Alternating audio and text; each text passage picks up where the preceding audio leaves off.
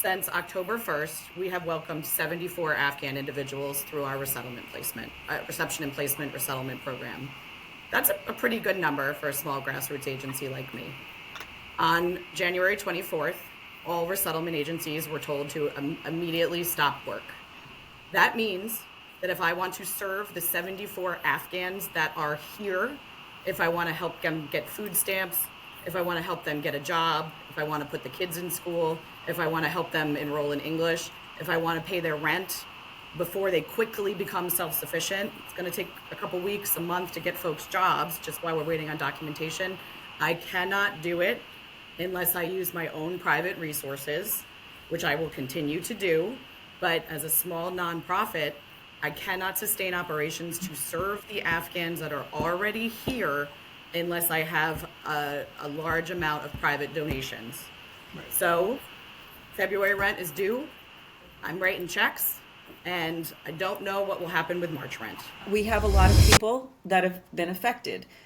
Since January 2nd, we have brought in 48 Afghan individuals, family units and individuals.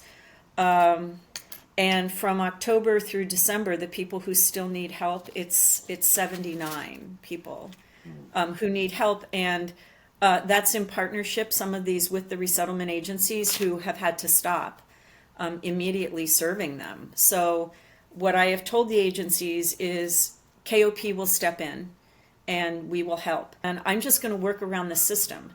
And the other thing I'm doing is, yes, flights are shut down. I will, if I can, raise the money and bring these families in myself. That's what I'm doing. I've got a family of 3 that we just got out of Rwanda. They're landing in Chicago tonight.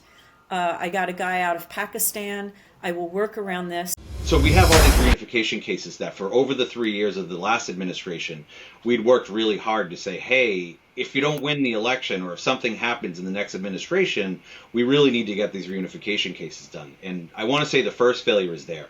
The failure of the United States to actively separate people and not put them back together, this is the natural outcome of that. But since then, right, so now I have a bunch of 17-year-old kids, 18-year-old kids that have graduated. They're graduating high school in the United States. And I've had to sit in rooms with these young men and in their families and their fathers and say, hey, I know you have a disabled son and a sick mom over in Afghanistan with 3 sisters that can't go to school. I'm sorry, but it's April right now.